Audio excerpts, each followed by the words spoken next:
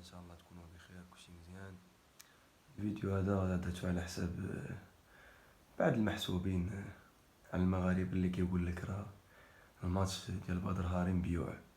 بنادم ما كيفهم في الكيك بوكسين، ما كيفهم حتى رياضه، ما كيفهم لا في كوره لا في التنس لا في كيك بوكسين، وكيجي يتفرج الماتش كيقول لك الماتش ديال راه بدر هاري باع الماتش. وباش عرفتي انت هاد السيد هذا باع الماتش؟ عامين هو كيتقاتل وكيتريني باش يلعب هاد الماتش اللي كان باغي ينتقم فريق، يعني ينتقم من ريكو على داك الماتش اللي داز اصلا. يعني ما خسروش، يعني واخا خسروا كان يعني الراس ديالو مرفوع. يعني ماشي الاخر ريكو هو اللي غلب بدر، يعني الاصابه هي اللي غلبته. دابا غادي يجي بنادم يقول لك بدر هاري باع الماتش. وباش عرفتي انت هاد السيد هذا باع الماتش باش صاحبي؟ بنادم كتحكم عليه وانت ما عارف والو. السيد تقاتل وترينا وكذا باش يرفع الرايه ديال المغرب، حتى اللي غتجي نتايا تقول له بدر باع الماتش. راه ما يمكنش اصاحبي، بنادم ما يخدمش شويه العقل ديالو.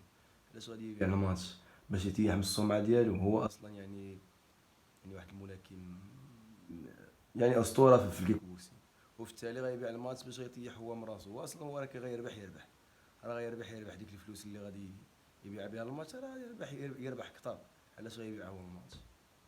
بنادم صاحبي يخدم شويه راه العقل ديالو، مابقاش غير هو يخاوي.